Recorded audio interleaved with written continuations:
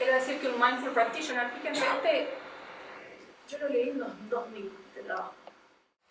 Por primera vez no podía creer cuando lo leí en el 2000. En el 2000, hace mucho, mucho tiempo. Fue porque era en el 99, ¿sí? Y se llamaba Mindful Practice, justamente. Y él dice que este profesional consciente, Mindful Practitioner, desarrolla autorreflexión y conciencia, y esto es todo lo que permite. Estar presente con el paciente, momento a momento, examinar sistemas de creencias y valores que se ponen en juego todo el tiempo con cada paciente que entra y que llega. Se activan esquemas de creencias, de valores, juicios que empiezan a condicionar nuestro modo de relacionarnos con el paciente. Lo querramos o no, esto sucede. Lo que es válido es, o importante es poder ser consciente cuando esto sucede y cómo nos impacta. Manejar emociones intensas, y esto es muy importante, reconocer la incapacidad para manejar estas emociones. Reconocer que a veces no sabemos, que no podemos, que estamos sobrepasados como profesionales, también es muy importante. Transmitir información y tomar decisiones complejas. Muchas veces el poder transmitir malas noticias, por ejemplo, que muchos de los profesionales tienen la tarea casi diaria de transmitir malas o terribles noticias. Hay muy poco entrenamiento también en torno a esto. Entonces, ¿qué herramientas puede desarrollar como corazón de habilidades clínicas para poder mejorar la comunicación con sus pacientes? Obviamente que está el desarrollo de actitudes técnicas, esto no es inversamente proporcional, ¿no? A mayor presencia y conexión, menor capacidad técnica, y abordar asertivamente las dificultades y conflictos interpersonales. Fíjense, se ha investigado, se ha intervenido, se han desarrollado intervenciones, muchas en torno a cómo llevar mindfulness a la formación de los médicos, que es lo que yo les decía antes. Creo que acá en Argentina o en otros países, acá, al menos en Argentina, que yo conozco más, no sé en otros países que puedan estar viendo, venimos más de a poco, sí, es como mucho más lento el proceso, pero vale mucho la pena. Acá es muchas de las universidades y centros médicos donde esta práctica y este espacio de integración de mindfulness en la formación del médico se está desarrollando en el mundo. Esos son algunos, ¿sí? Algunos de los trabajos asociando en la educación de los médicos la comunicación, el burnout, la empatía y las actitudes frente a los pacientes. De vuelta, el impacto de la comunicación en la presencia del médico. En un entorno más local y más humilde de recursos. Esta es una investigación que hicimos en el año 2013, junto con el equipo de docencia, investigación y encargados de la formación de los médicos pediatras del Hospital de Niños Ricardo Gutiérrez. Y allí diseñamos una intervención basada en mindfulness para los residentes de pediatría en el hospital. Y allí medimos 5 variables de ansiedad, depresión, estrés, calidad de vida y empatía médica. Y vimos resultados bien interesantes. Ahora, lo que pasó y lo que pasa siempre es cómo darle continuidad a esto. ¿Sí? Cómo empezar a cambiar los sistemas en donde pensemos la formación de otra manera. Entonces, mindfulness puede aportar en 2 objetivos, como un entrenamiento actitudinal en aquellas cualidades de empáticas y de presencia que se requieren en la relación médico-paciente, y ahí de vuelta integrando los valores. ¿Se acuerdan del distrés moral del que hablaba antes? Acá es donde podemos, a través de las actitudes que vamos trayendo al encuentro nuestro y con el paciente, empezar a generar un cambio en ese sentido, donde aumenta el sentido de propósito y de comunidad en la práctica profesional. Una de las cosas que vimos en el estudio, y se ven varios, es cómo mejora también la relación entre pares. Se sirve como una comunidad y no tanta rivalidad y competencia. Y como una estrategia de autocuidado. Entonces acá impacta en la intervención y impacta también en la percepción de los pacientes, y acá impacta en la mejora del médico, ¿sí? O del profesional de la salud, con mayor regulación emocional, mejor calidad de vida y bienestar. Y acá los invito a hacer una pausa, y quería leer un poema en esta pausa, después de todo lo que dijimos, y ver cómo cada uno quiere cerrar sus ojos, y los invito a hacer una pausa notando cómo está su cuerpo, cómo están recibiendo lo que acabo de compartir, dónde los involucra como pacientes, como profesionales, cómo se siente esto en el cuerpo, si activa ciertas emociones, ideas, si genera ciertas reacciones, si se sienten tocados, identificados o muy lejos de lo que estoy diciendo, ya sean pacientes, profesionales. A veces muchos de nosotros somos las dos cosas, quienes somos profesionales. Notar esto en su cuerpo, encontrando el ritmo de su respiración también. Y los invito a escuchar este poema que se llama Un claro, que dice: no trates de salvar al mundo entero o de hacer nada grandioso, en cambio, haz un claro en el denso bosque de tu vida y espera ahí, con paciencia, hasta que la canción, que es tu propia vida, caiga en tus manos acuencadas y la reconozcas y la saludes.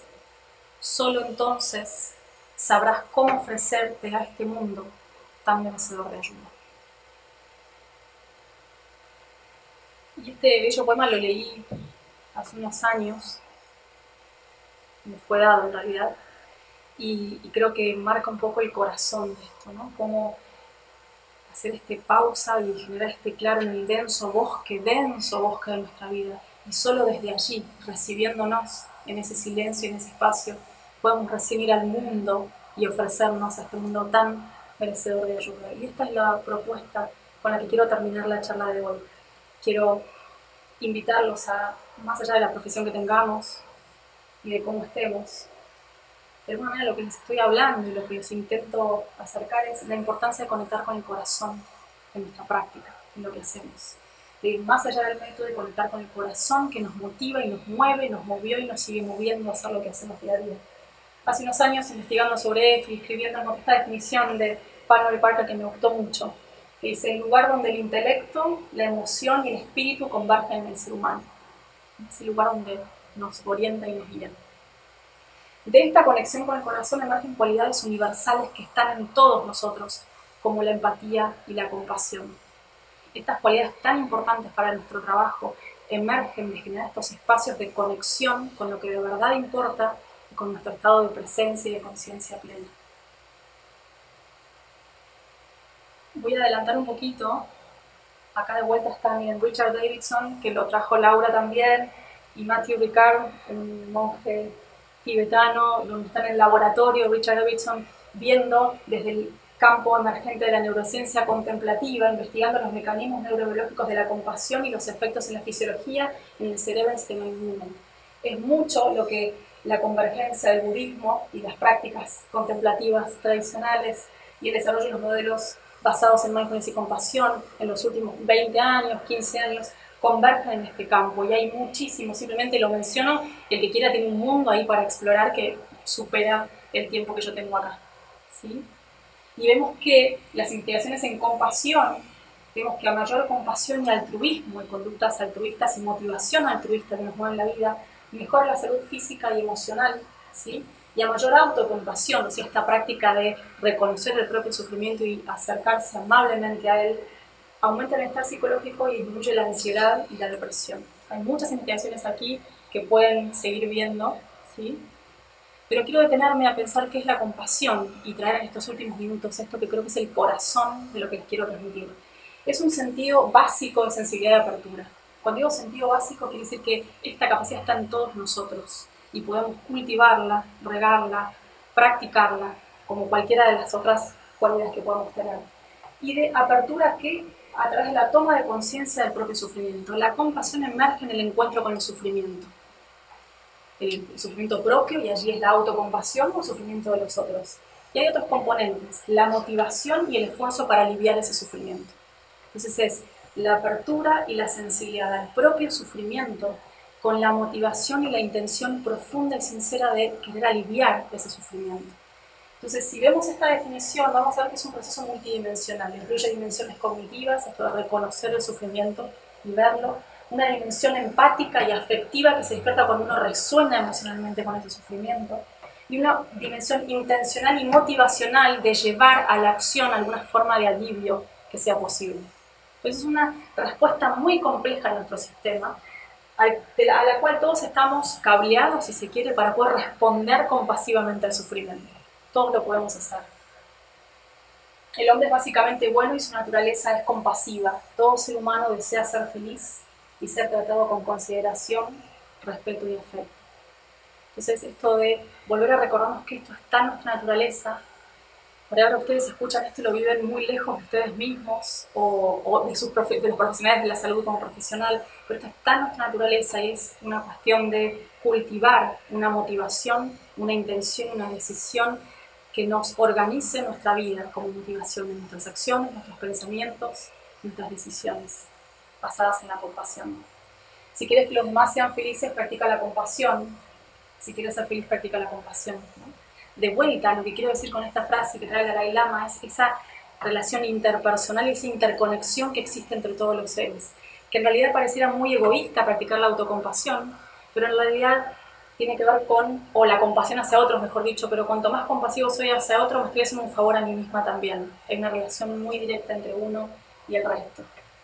Y la compasión lo que hace es despertar la conciencia de humanidad compartida. Empieza despacito a desarmarse esas separaciones jerárquicas, por ejemplo, entre pacientes y médicos y terapeutas. Seguimos en nuestro rol, pero empezamos a humanizarnos en el trato y en la comprensión y en la visión que tenemos del otro. Y esto no es para nada menor si vemos todo el trato deshumanizante y la despersonalización de la que hablaba al principio de la charla. La compasión por uno mismo surge como una práctica de apertura al propio sufrimiento. Yo cuando logro practicar la compasión hacia mí misma, lo que yo siento que es un acto de generosidad profunda hacia mí misma. Un acto enorme de dejar de evitar y de escapar. Y les dejo esta pregunta en realidad. ¿De qué manera se están relacionando con el propio sufrimiento? Que es la primera pregunta. La mayoría de nosotros lo que hacemos, vamos a ver esta frase de William Shakespeare, en nuestros locos intentos renunciamos a lo que somos por lo que intentamos ser.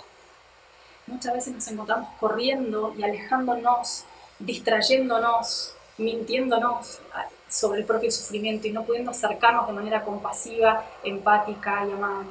Entonces esta práctica despacito nos va invitando a entrar en contacto con esas heridas. Y después de a poquito, los círculos de la compasión a través de prácticas específicas van a ir ampliándose para incluir a todos los seres, ¿sí? Es un factor cohesivo que despierta de la conciencia de humanidad compartida y va llegando a seres más difíciles, a seres queridos, a seres no tan queridos, a nuestros pacientes, a seres lejanos y desconocidos. Es posible empezar a despertar este corazón, ampliando como los círculos de la compasión, como si fuese una piedra que cae en el agua y se van haciendo las ondas que se van expandiendo en el agua.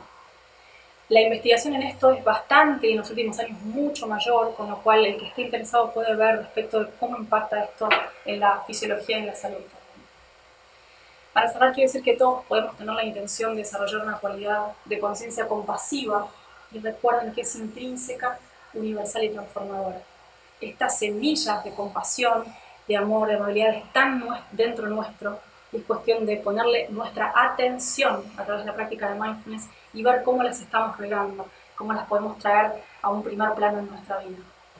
El amor y la compasión son necesarios, no son lujos. Sin ellos, la humanidad no puede sobrevivir. Y de verdad es esto. Yo diría que es casi urgente con el estado del mundo y de las relaciones y de la violencia y del racismo y de la discriminación. Es fundamental y urgente que podamos todos, como sociedad, como comunidad, como grupos, como instituciones que conformamos, cultivar deliberadamente la compasión y el amor. Quiero terminar, unos minutitos más, trayendo el mito de Quirón, ¿sí? Quirón es un centauro en la mitología griega, tiene mitad de cuerpo, torso, cabeza y brazos de hombre, de ser humano, y el resto del cuerpo y patas de caballo. Y este centauro, Quirón, es el más conocido y era muy reconocido por su prudencia, por su bondad, pero más que nada por su capacidad de sanar y de curar. Y a él recurrían dioses, héroes y todos los seres de la mitología recurrían a él para que los pueda sanar. En un momento Quirón, en un accidente, es herido por Hércules accidentalmente por una flecha, y la punta de esa flecha tenía un veneno que era mortal, ¿sí? Pero Quirón era inmortal, con lo cual quedó condenado a vivir de manera para siempre con esa herida sin tener ninguna cura, porque no había antídoto para ese veneno, ¿sí? Entonces, a partir del mito de Quirón, Quirón sigue siendo un curador que está herido también. A partir del mito de Quirón, Jung conceptualiza el arquetipo del sanador herido, ¿sí? Basamos en el arquetipo de Quirón, el mito de Quirón, y donde lo que invita a este arquetipo del sanador herido es a descubrir cómo uno puede ser un sanador y también estar herido, y poder unir esas dos polaridades, donde debemos reconocer que un buen sanador debe mantener presente la existencia intrínseca de un alma que conoce sus propias heridas. Y esto es tan claro que en la medida en que nosotros, como profesionales, podamos reconocer, acercarnos, integrar compasivamente nuestras propias heridas, nuestro propio sufrimiento, vamos a poder de manera mucho más efectiva, mucho más humana, mucho más cálida, acercarnos a las heridas de los demás y sostenernos en esa relación de humanidad compartida en ese nivel, aún cumpliendo nuestros roles como profesionales. Pero muchas veces estamos muy alejados de nuestro propio acercamiento compasivo, integrarnos con nuestras propias heridas.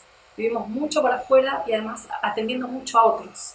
Entonces la invitación es poder reconocernos en esto y desde ahí, en el que yo puedo tocar mi propio dolor, propias heridas, puedo acercarme a sostener mucho más amablemente a cada persona que llegue y que golpee nuestra puerta pidiendo ayuda y sufriendo. Para terminar, quiero invitarlos a ver esta imagen. Es un enorme, brillante fotógrafo, artista argentino, Marcos López. Si no lo conocen, lo invito a que lo conozcan. Pido que se detengan unos momentos a mirarla muy atentamente y a sentir cómo impacta en su cuerpo, en su corazón. Como médico tengo que preguntarme constantemente qué clase de mensaje me está enviando el paciente. ¿Qué significa él para mí? Si no significa nada, no tengo medio para pasar a la acción. El médico solo es eficaz cuando se siente personalmente afectado, involucrado. Únicamente sana el médico herido. Pero cuando el médico lleva su personalidad como un revestimiento o como una armadura, no consigue tener efecto alguno. Yo me tomo a mis pacientes muy en serio. Quizás es que siento que tengo que hacer frente a un problema de la misma manera que ellos. Suele darse el caso que el paciente sea exactamente la venda más adecuada para la herida del médico. Suele darse el caso de que el paciente sea exactamente la venda más adecuada para la herida del médico. Esto lo dice Carl Jung. Y con esto quiero cerrar y ofrecerles esta frase que adoro, de Herman Melville, escritor americano, que dice así: no se puede vivir solo para nosotros mismos. 1000 fibras nos conectan con nuestros prójimos, y entre estas fibras, como hilos compasivos, nuestras acciones fluyen como causas y regresan como efecto.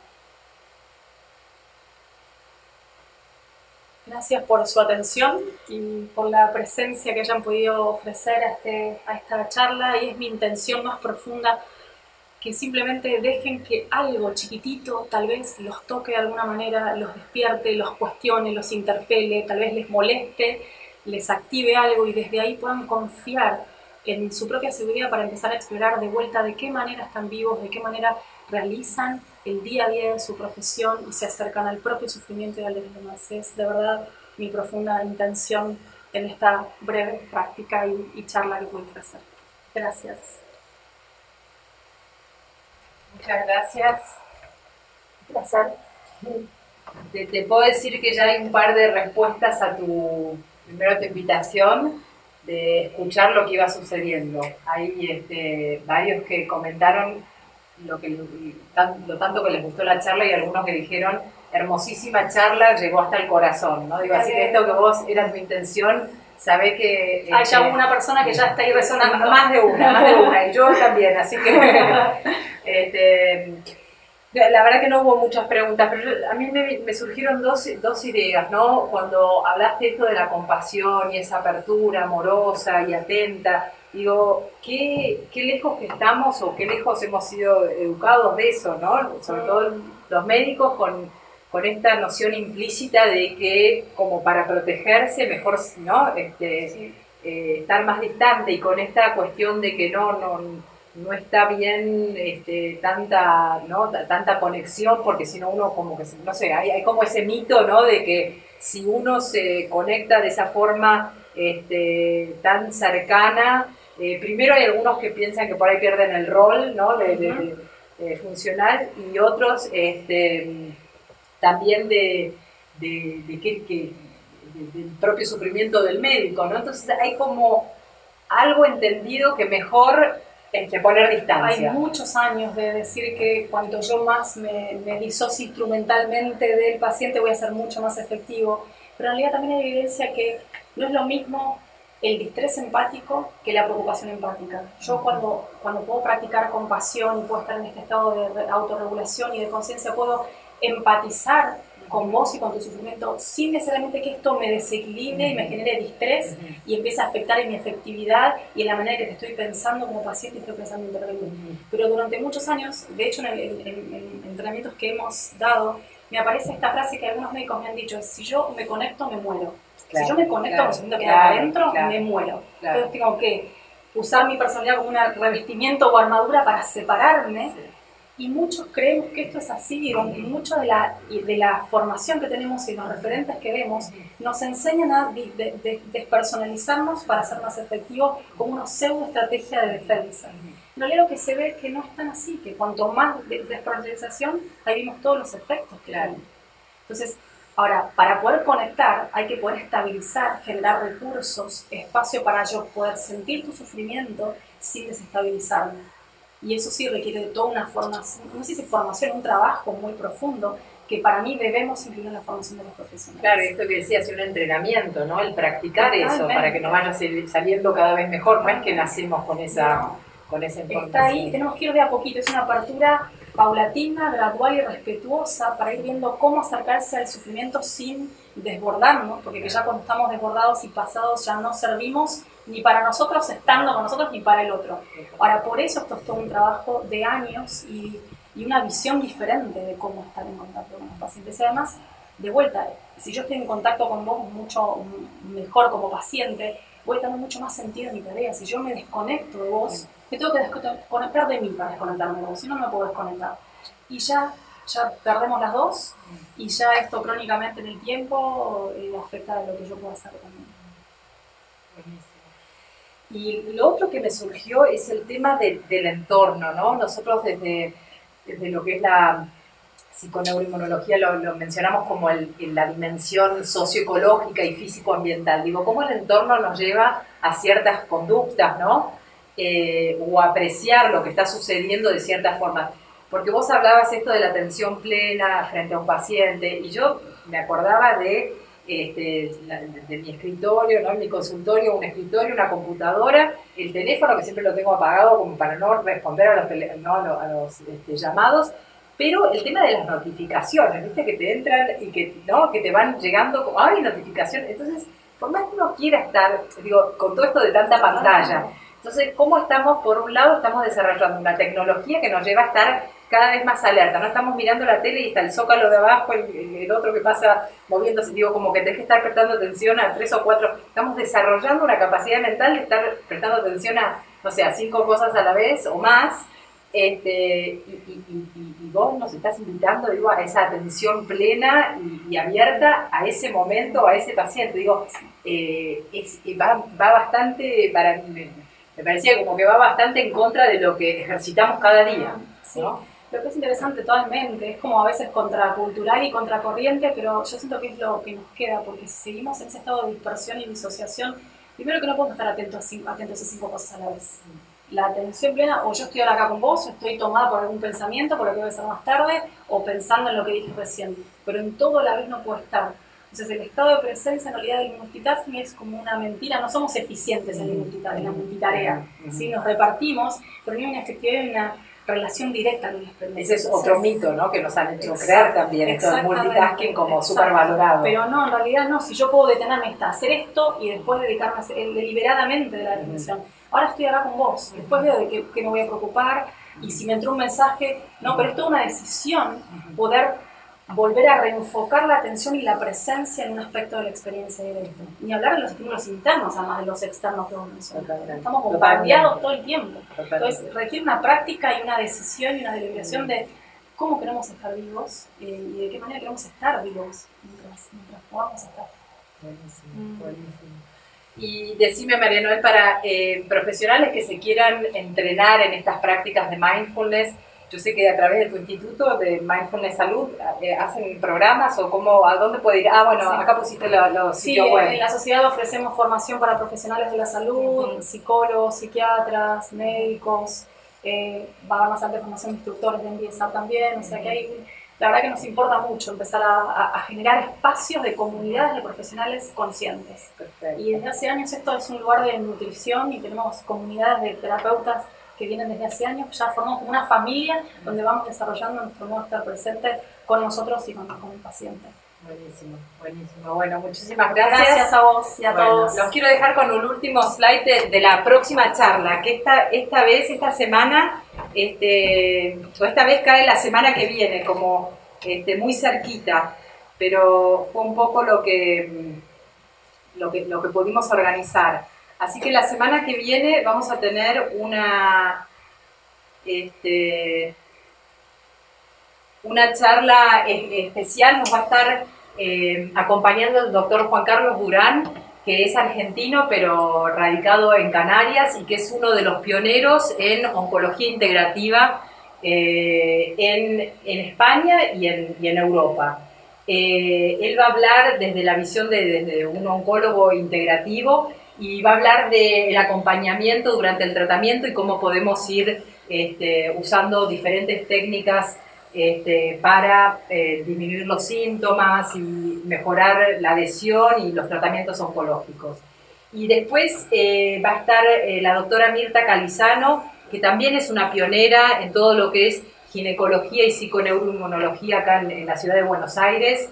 Ella hace muchos años que viene trabajando con pacientes de una forma así ampliada y es una experta explicando todo lo que es esto del fenotipo resiliente y de cómo poder cultivar, digamos, ese fenotipo resiliente, ¿no? Ya ella nos va a contar todo sobre eso. Así que bueno, los esperamos el jueves 4 de octubre a las 17 horas hora argentina y esperemos que les haya servido las presentaciones de hoy y que les sigan aportando las que vienen. Gracias.